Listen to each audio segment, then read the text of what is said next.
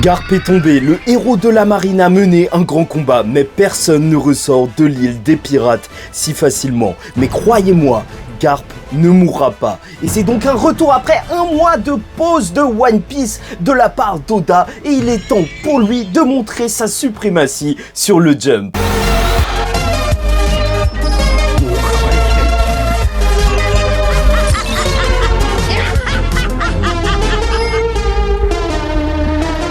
Mesdames et messieurs, ici Chage et on se retrouve aujourd'hui pour la review du chapitre 1087 de One Piece, sac de cuirassé, avec bien sûr l'entraînement de Garp qui se fait non pas sur des sacs de sable, mais bien sûr sur des cuirassés, ces bateaux géants qu'il tabasse. Tout simplement, oui, ce personnage est ultra badass et ça tu le ressens dès le début et même la cover de ce chapitre. Alors elle nous montre aussi le personnage de Ace, ce qui fait qu'on est obligé de penser à un parallèle avec Marineford, avec cette grosse guerre qui est en train d'éclater, non pas avec l'ampleur de la guerre au sommet, mais quand même, bien sûr, on a quand même des petits parallèles. Garp qui se fait attaquer, Kobe qui est juste à côté, mais tout ça, on va en parler en détail, mais déjà, je tenais à vous le dire, les dessins d'Oda là sont juste magnifiques. Ça se voit qu'il revient d'un mois de pause et surtout en fait son style graphique énormément chargé sur les pages avec des détails qui fourmillent de partout. Bah en vrai, quand il réfléchit, c'est juste parfait pour les guerres. Oui, Oda, là, quand il te montre justement que tout le monde se tape dans tous les sens, bah ça marche, son style marche parfaitement avec ça. Et bien sûr, on va parler des théories sur qui peut sauver le bateau des marines et même comment ça se fait que moi, je pense que Garp ne mourra absolument pas lors de cet arc. Mais c'est parti tout de suite pour l'introduction de ce chapitre qui est aussi magnifique, qui est juste parfaite pour entamer le chapitre étant donné qu'on commence avec une page où on voit tout simplement les cuirassés. Les marines qui se retrouvent là, qui se demandent comment ça se fait qu'il y a des bateaux avec des trous juste énormes à cet endroit-là, ça va... En vrai, c'est totalement compréhensible que Garp soit détesté dans la marine, enfin, soit détesté, qu'il soit juste ingérable. Le mec, il tabasse le matériel. Déjà, ça n'a absolument aucun sens. Mais en plus de ça, bien sûr, c'est ultra impressionnant qu'on apprend qu'il n'utilise ni Haki, ni fruit du démon, et c'est juste un entraînement quotidien qu'il fait depuis sa jeunesse. Oui, il n'a pas besoin d'une énorme génétique, il n'a eu besoin de rien à part d'un travail acharné pour se hisser au rang de héros de la marine. Et ça, c'est ultra respectable. Bon, c'est vrai que de toute manière, peut-être qu'il ne pourrait pas utiliser son Haki ou de fruit de démon s'il en avait un, étant donné que normalement, ces cuirassés de la marine sont aussi faits en granit marin. Et ça expliquerait pourquoi Aokiji dit que de toute manière, il ne pourrait pas utiliser son Haki face à ça. Bref. Et en plus de ça, ce que je trouve génial, c'est de commencer le chapitre par ça. Parce que déjà, ça t'annonce la force de Garp. Ça, c'est sûr qu'à partir de là, tu te dis, il va nous lâcher des dingueries. Ensuite, bien sûr, ça nous montre son abnégation, à quel point il est déterminé pour la justice, pour les marines, de continuer son combat jour après jour, son entraînement jour après jour. Mais en plus, en dernier point, bah bien sûr, ça nous montre aussi, vu qu'il y a deux bateaux avec des trous, sa relation avec Aokiji et à quel point elle est importante. Oui, clairement, juste en une page de ce début de chapitre, et c'est pour ça que ça te met directement dans le bain. Et donc passons à l'attaque de Garp, héros de la marine, face au commandant de Barbe Noire, et surtout, donc, débat de puissance, parce que j'ai un petit mot à dire, puisque bien entendu, directement lâché avec Sandron Wolf, donc géant qui a mangé le fruit du géant, qui se retrouve dans l'eau, Garp l'a lancé, oui, bien sûr, et l'île est juste complètement explosé, alors que Garp résiste à Vasco Shot qui lui crache du feu avec son fruit de la liqueur qui peut donc enflammer en se protégeant avec des pirates. Et il prend même le temps de trouver un nom à ses attaques. Ça se voit que c'est le grand frère, le grand-père de Luffy. Non, franchement, ça me tue. Le mec, il utilise des pirates comme si c'était des boucliers et ça, c'est juste génial. Il est là pour protéger les civils, il est là pour protéger les marines et il a foutu juste le sbeul sur l'île. Oui, quand tu vois l'image de l'île, c'est juste n'importe quoi. Cet homme est en infériorité numérique et il a l'air de justement mener la bataille. Tous les autres sont en panique face à lui. Et ça, c'est juste magnifique. Et je reviens pas sur les dessins parce que oui, ces dessins marchent, ces dessins marquent. Voir cette page marque. Tu sens vraiment que c'est Garp qui mène la danse. Et bien sûr, avec ce chapitre, les débats de puissance reprennent. Bien sûr, Ryo Sensei est dans la sauce parce qu'il y a eu des déclarations, ça commence à tourner un petit peu partout sur Twitter, comme quoi Shiryu allait exploser Garp, ou après, enfin, je sais pas, je m'en fous. Je vous avoue que ça me fatigue, ces débats de puissance. Moi, lors de ce chapitre, qu'est-ce que je vois? Je vois un Garp qui est juste ultra impressionnant. Et croyez-moi, enfin, moi, je me crois moi-même, quand je l'ai lu, moi, je me dis juste que Garp explose Shiryu. Je m'en fous en fait, j'ai pas forcément besoin de 10 000 arguments, j'ai juste envie de vivre One Piece et arrêtons-nous juste sur la masterclass de ce chapitre et pas juste sur les débats de puissance. Enfin si, de temps en temps, mais là ça me fatigue, on reprend One Piece, là juste avec le smile s'il vous plaît. Pas la peine de partir dans des arguments et créer des guildes ou je sais pas quoi. Passons directement au sujet de la fuite de Garp, étant donné que bien sûr leur but était seulement de récupérer Kobe et pas forcément de battre un empereur parce que sinon il serait venu avec plus de personnes. Il a le rapport donc que tous les civils et même les blessés ont été rapatriés et ils sont en train d'être sauvés. Il y a même Tashigi sur le bateau, fait assez intéressant à noter. Et donc les personnes sont gelées et ne sont pas mortes. Comme quoi Aokiji, peut-être qu'il a fait exprès de ne pas vouloir les tuer et de toute manière pourquoi il voudrait tuer des innocents. Je vous rappelle qu'il est avec Barbe Noire donc pour servir aussi ses propres intérêts et ses intérêts ne sont pas forcément de tuer plein de personnes et Garp se retrouve donc ici seul avec ses peut-être 3 hommes descendants entre guillemets du côté de la marine, Groose, Hermep et surtout Kobe.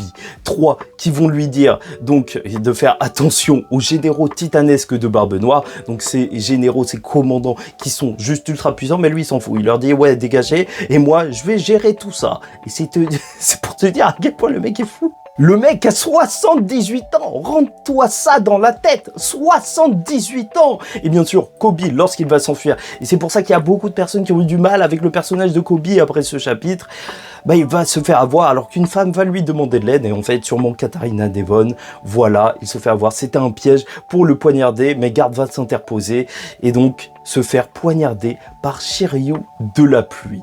Et là, bien sûr, Garp va riposter, il va le mettre au sol, il va lui faire goûter le bon terreau de l'île de la ruche. Mais bien sûr, donc, il en ressort extrêmement blessé.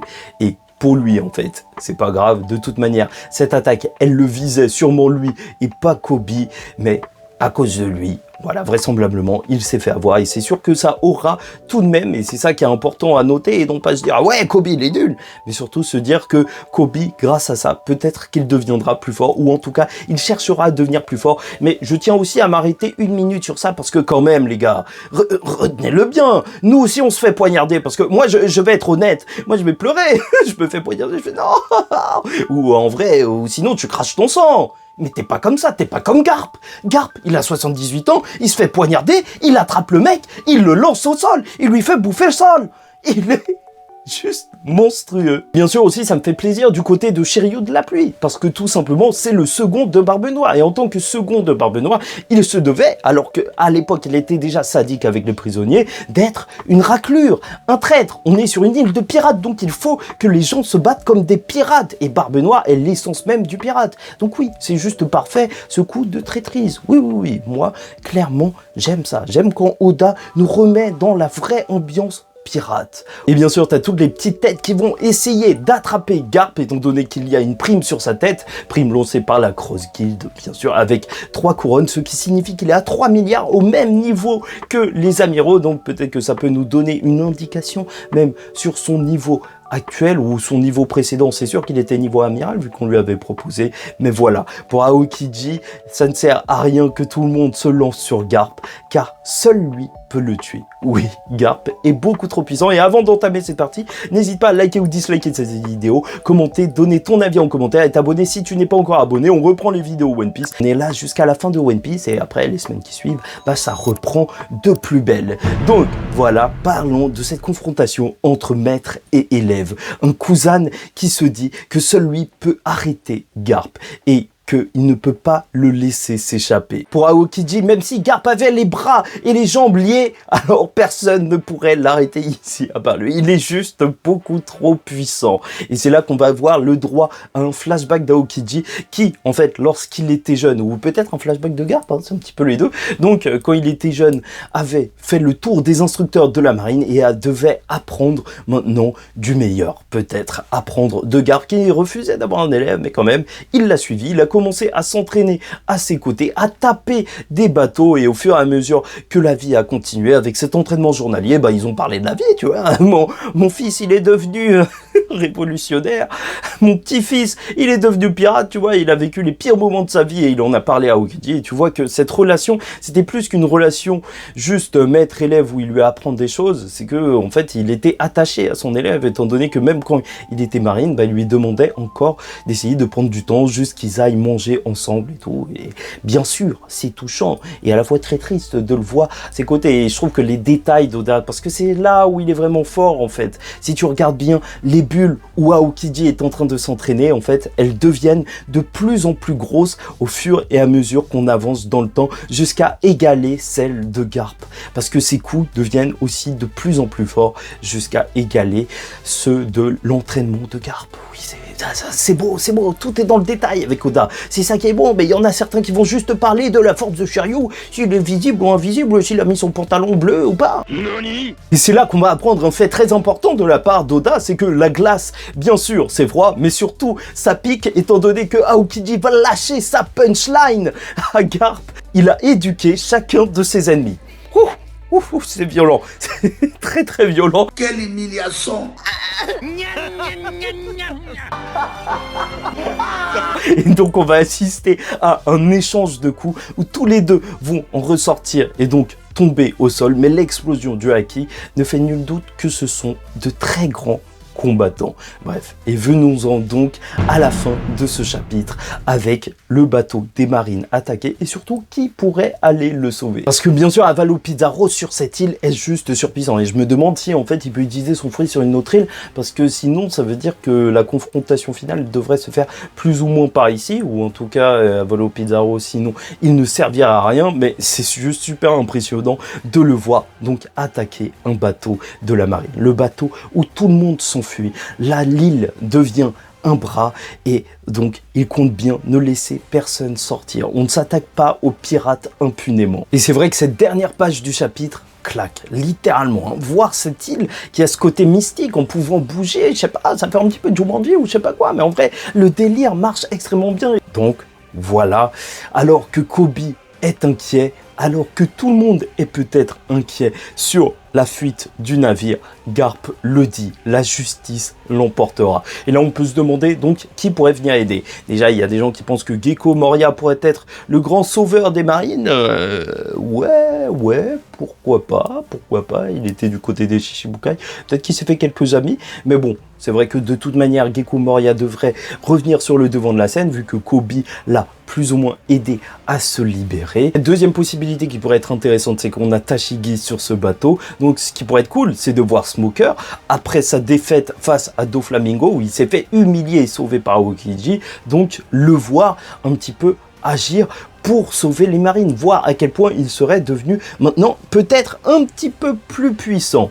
Et troisième solution à laquelle je pensais, donc, c'est le vice-amiral de Garp, enfin le vice-amiral, donc le second de Garp, vu que Garp il est déjà vice-amiral, qui est normalement un sabreur. Et je te rappelle Pika Zoro qui découpait donc Pika un gros bout d'île entière, donc là, ça pourrait aussi marcher, hein. Voir le bras juste tomber et voir que même la future génération est en train de se former et ne va rien lâcher.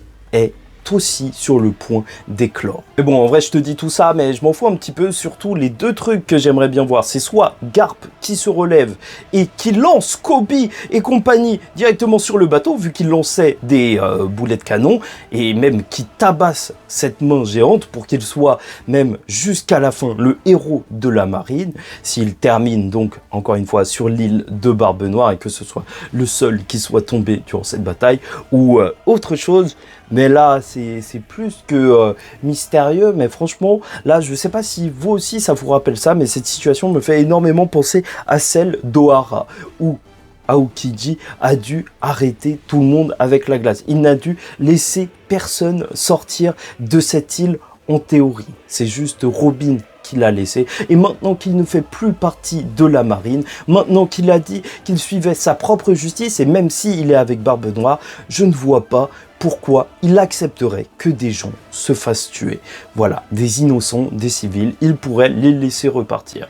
Après, sait-on jamais, hein, peut-être qu'il est encore sous couverture. Et justement, on y vient à est-ce que Garp va mourir? Gros sujet pour moi, étant donné que c'est simple et clair. On peut voir un parallèle entre Ace et Luffy, un Ace qui mourrait devant Luffy et qui a donc renforcé sa détermination, et peut-être un Garp qui se fait poignarder juste devant Kobe et qui pourrait lui aussi renforcer la détermination de notre grand joueur de basket. Ou pas du tout, peut-être qu'on parle pas du même Kobe. Donc oui, en termes de parallèle, la mort de Garp, ça marcherait en plus, même si tu es comme moi et que tu penses que Aokiji fait semblant d'être avec Barbe Noire pour l'arrêter plus tard dans la série, alors même ça pourrait marcher dans le sens où il pourrait donc tuer même son prof, et là, plus personne n'aurait de doute sur lui, et vu qu'il a des lunettes de soleil, tu pourrais voir qu'au final, il y a des petites larmes qui coulent, mais il le montre pas, je sais pas. Oda, il peut te faire des mises en scène qui vont te faire chialer, ouais, c'est son délire, il est puissant. Mais bon, dans tous les cas, je vois pas Aokiji battre Barbe Noire à la fin de One Piece, hein, juste aider au combat, et bref, voilà, ça peut-être, mais pour moi en fait, le personnage de Garp, en réalité, même si c'est très cool ses idées, je le vois pas forcément mourir, dans le sens où déjà je veux, et je pense que Oda ne peut pas passer à côté, une réunion des 3 Monkey D, donc du monde de One Piece, les 3 générations avec Garp, avec Dragon, avec Luffy, réunis au bout d'un moment sur une page. Juste, tu mets ça, et Oda le sait très bien, et c'est pour ça que je suis sûr qu'il restera en vie. Bah, il va tout péter, il va littéralement tout péter, et en plus de ça, on connaît Barbe Noire. On le connaît, Barbe Noire, c'est pas juste un pirate méchant, vilain, moche. Non, pas seulement, c'est aussi, surtout, un pirate manipulateur et stratège. Et là, t'as le héros de la marine. T'as pas n'importe qui, t'as le héros de la marine. Donc, à partir de ce moment-là, c'est sûr que ce serait intéressant quand même de négocier quelque chose en l'échange du héros de la marine. Ok, il avait Kobe avant, mais avec Garp, mais ça vaut juste tellement plus. Ce serait pour moi une erreur de tuer stratégique, hein. Donc, Garp. Voilà, ça c'est dit. Après, on verra bien ce qui va se passer. En plus, voir Dragon et Luffy venir sauver Garp, à vous, ce serait une dinguerie. Enfin bref, avec ce chapitre, Oda nous montre qu'il a réussi son pari. 4 mois sans les Mugiwara, et le One Piece n'a jamais été aussi bon. Là, je vis super bien. Bon, certains me diront, non mais si, il y avait cet arc qui était ultra bon. Mais purée, là, on vit une dinguerie. Quoi qu'il en soit, le chapitre 1087 de One Piece, c'est l'avènement de la nouvelle ère du côté de la marine. Garp est venu sauver son protégé Kobe. Il est venu sauver l'avenir de la marine, a tenu tête au commandant de Barbe Noire à lui seul et ravagé la maison d'un empereur. À 78 ans, Garp n'a plus rien à prouver, mais il joue sur le terrain des pirates, là où traîtrise et fourberie ont eu raison de lui dans une attaque déloyale. Sauf que même blessé, le seul qui peut le tuer est son élève, car cet homme a fait naître les plus forts, les plus grands rebelles de ce monde, mais a toujours confiance non pas en la marine, mais en la justice, car quoi qu'il arrive, mort ou capturé, le héros de la marine en est sûr. Les civils s'en sortiront, le bon côté réussira et la justice l'emportera.